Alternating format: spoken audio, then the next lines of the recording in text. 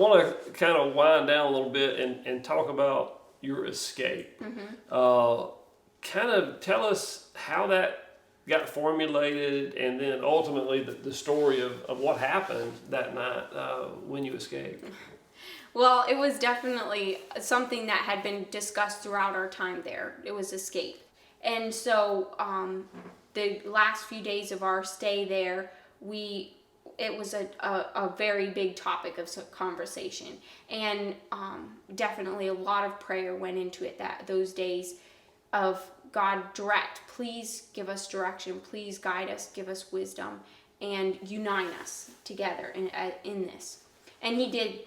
Finally, the day that we were released, it was a Wednesday, and our group got together for our morning prayer, and then our afternoon prayer. One of the men said, before we started praying, he said, I have something I want to share. And he shared a testimony that he had been praying that morning and just seeking God and asking God what he was supposed to do.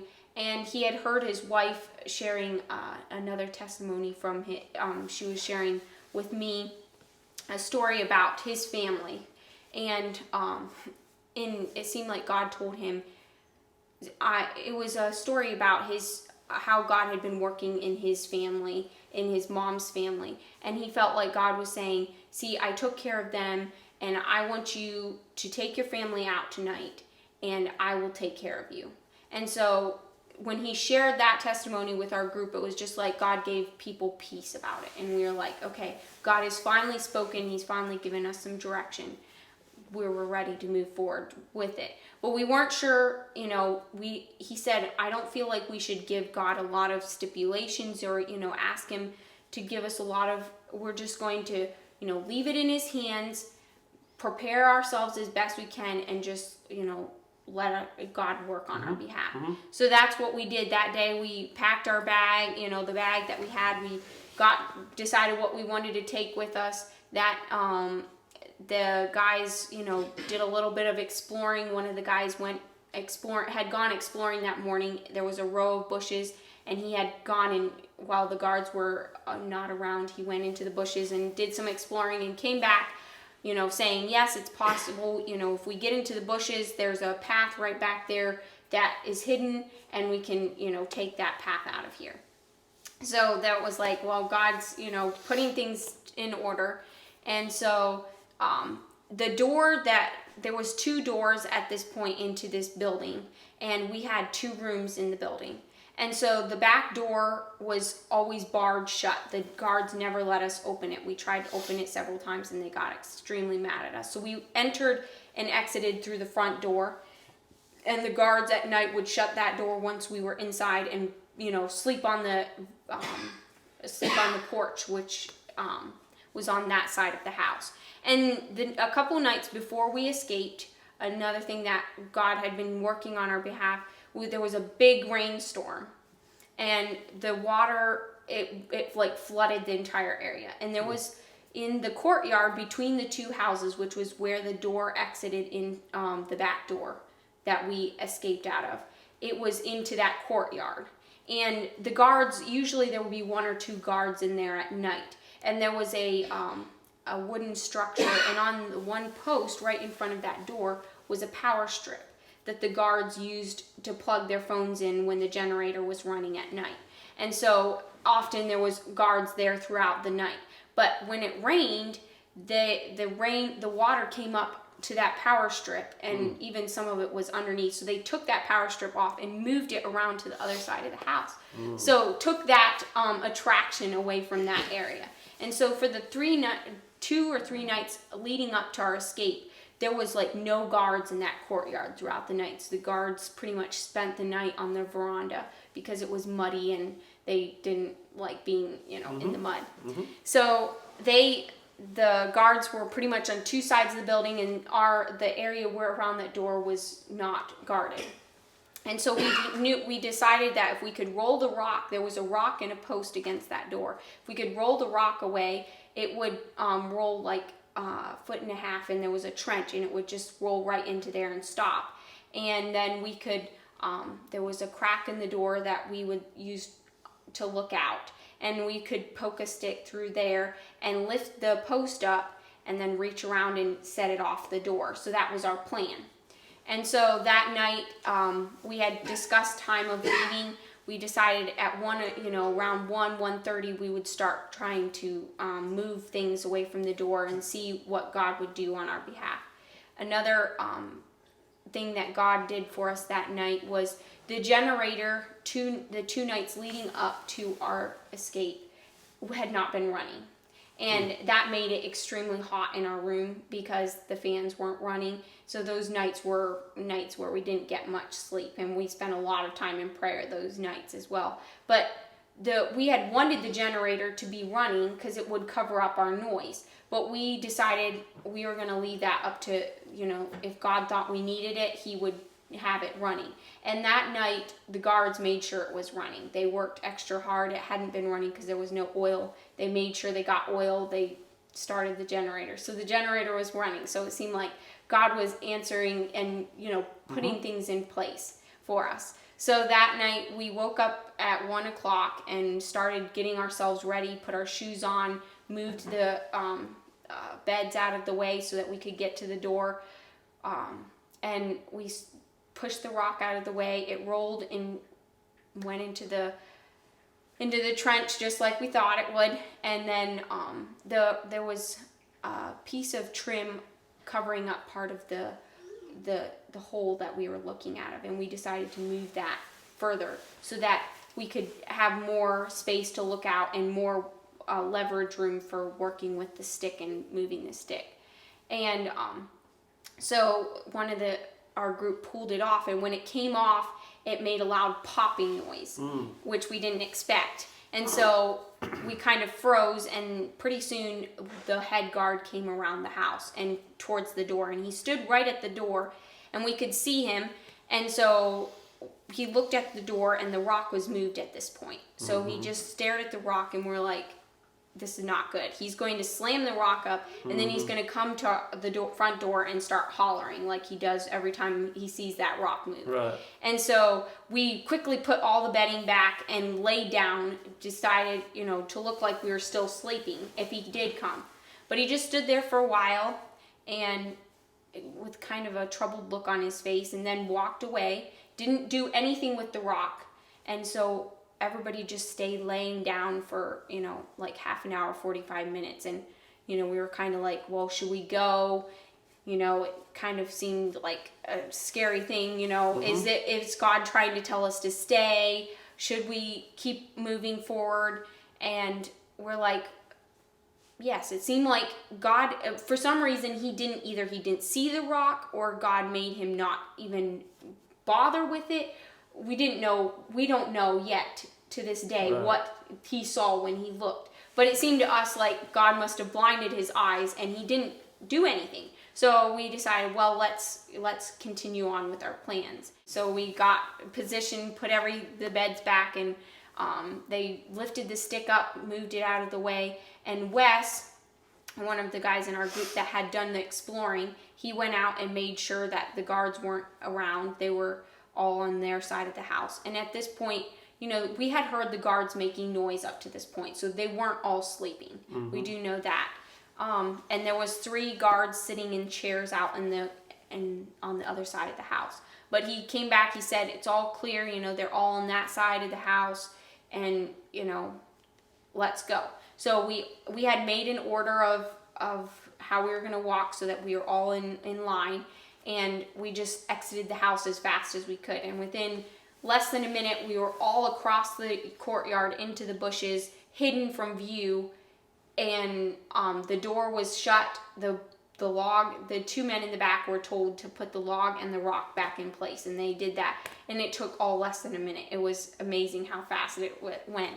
But we definitely weren't, when we were getting into the bushes, we were crossing, we walked on the bushes, and so we definitely made some noise. So there again, God either kept the guards from hearing or something, because definitely when we were in the bushes, we're waiting, listening, and nothing. We didn't hear anybody coming after us. So that began our trek, and we started out at a fast clip from there. We walked through and turned down a path and started out. Pretty soon we were out in the open in the fields. And so the moon was super bright. You could see, I mean, it was very bright. And so it was kind of scary not knowing what we were going to meet. But we had definitely, it was exciting too. I was really excited to see what God was going to do for us this night. Yeah, I'm sure that got some adrenaline flowing, Yeah. just the whole event of getting Yeah. out and getting in the woods and going. Yeah, it definitely was. And so we started out and we were walking along a canal. And so, we hadn't gone very far, and we were like, we need to get across this canal. We had predetermined a spot on the mountain that we could see. There was a landslide, and we knew that a major highway ran right along that and on that road. And so that was our goal, was to get to that highway and cross it, because a lot of the people in our group that knew Haiti figured that if we crossed that road, we'd be out of the gang territory. And so then we would, after we crossed or we got close, we could get somebody that would be friendly and would help us.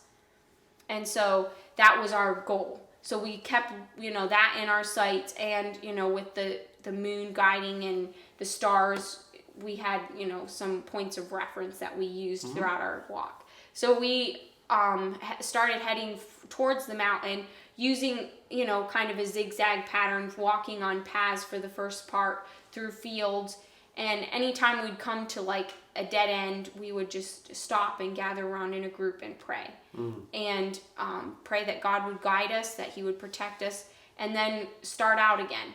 And, sometimes we had to backtrack a little bit, but always just kind of keeping towards that spot that we were going. And we came to a village at one point, and we're like, we don't want to go through the village. So we turned around to head in a different direction, but it was like God put up a wall. I mean, there was bushes. So we're like, well, we have to go through the village. So there again, we stopped and we prayed, Lord, keep us safe, keep everyone asleep in this village. And, then after we prayed, we carefully and quietly as we could walk through the village, never saw anybody, and kept going. And so then our next big thing that we came upon was a huge body of water. And I looked out across this water and I'm like, there's no way to get across. What are we going to do? And I figured it was, like an inlet from the ocean. I was like, how are we going to get across? But the guys in our group, we stopped there again, we were praying, and then we took off, continuing our zigzag pattern. We just walked along the water, and all of a sudden the water just disappeared. And we could cut back and towards the mountain again. So the moon at this point is starting to sink, and it's turning orange, not giving as much light. And I was like, we're losing our light fast. So it wasn't soon after that we rounded the water and started back towards the mountain that we got into briars. We started getting into, more brushy. And before we knew it, we were like deep in this bramble pit. And it was terrible. So for the next hour, we were just forging our way through thick brambles. And I described it as, I think, every thorn, tree, bush, and cactus was in that bramble pit. Right. So I think we met every single thing that Haiti had to give to us. So I don't know how much zigzagging we did in there, but definitely by the time the sun was coming up, we got out of it. And so definitely God was leading us and directing us in there, that we didn't circle around and around.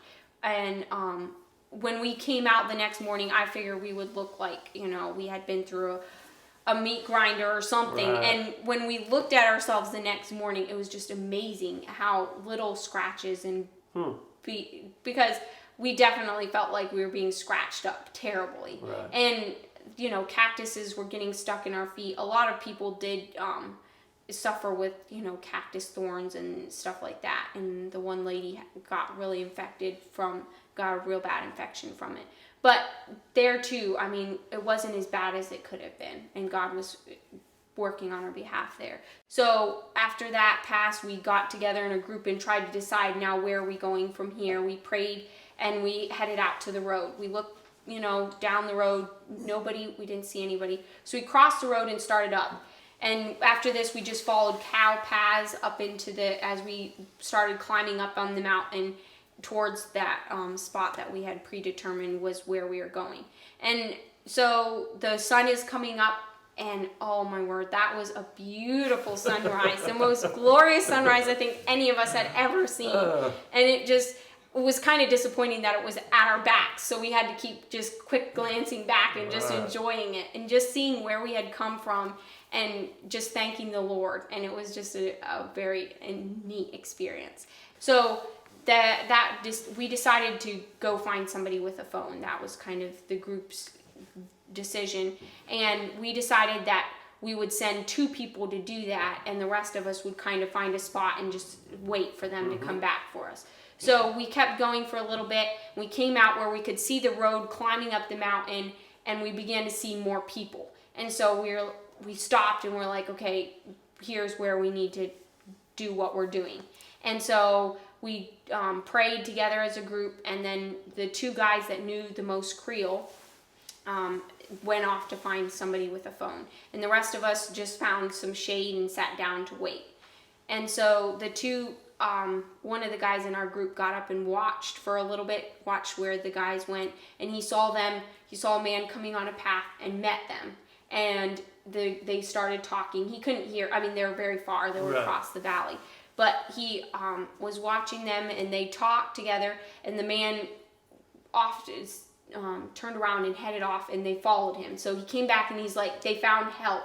So we all rejoiced in that, and we took time to have our morning prayer. We decided, hey, we're sitting here, we might as well have our morning prayer. So we had our morning prayer, and then they went back to their post to watch. Pretty soon, within a few minutes, we saw one of the guys from our group. He came back and he's like, come on, we got a hold of Barry, he's coming. So Barry was the CAM representative. And so we all started out, at this point, we're just... You were pretty light-footed at that point in time. So we were all just happy and following him as quickly as we could. And so we got down to the road, and we stood at some man's house for a little bit, and then followed the road down to the bottom where the other man that had left for help was talking to the police down there and waiting for Barry. And we were headed down the road when Barry pulled up, and to see the vehicles was a very good welcome sight. We gave, there was lots of hugging, and then we got in the vehicles and they turned around and we began to ask questions. One of our first questions was, is Mom safe? Yes, she's back at the base. And we were just so happy. And I just couldn't keep from smiling. All of our group, was just grinning, and it was just, we couldn't wait to get back. And we got back to the base, and Dad was there waiting for us like I knew he was going to be. And just, that reunion was amazing. And then we just, started hugging, and then the thing that stands out to me the most is eventually we were like, we need to pray. And so we got in a circle, and Dad prayed, and that prayer was just so special. It was just time of praising God and just thanking him for all his work and protection throughout the night. It was just an amazing prayer meeting. Yeah, I can only imagine there's happiness, and then there's happiness of I'm free from 60 days of captivity and from a Haitian gang. That's a whole nother level of happiness that has to be. We described it. We knew that our return was going to be something, just give us a glimpse and a taste of what it's going to be like when we get to heaven. Absolutely. And it was just, to reach somewhere where you've been longing to be, and just the joy and the glory that it is. Reuniting with people you were not sure you would ever see again. And they were not sure they would ever see you again. I can only imagine how much joy and happiness was there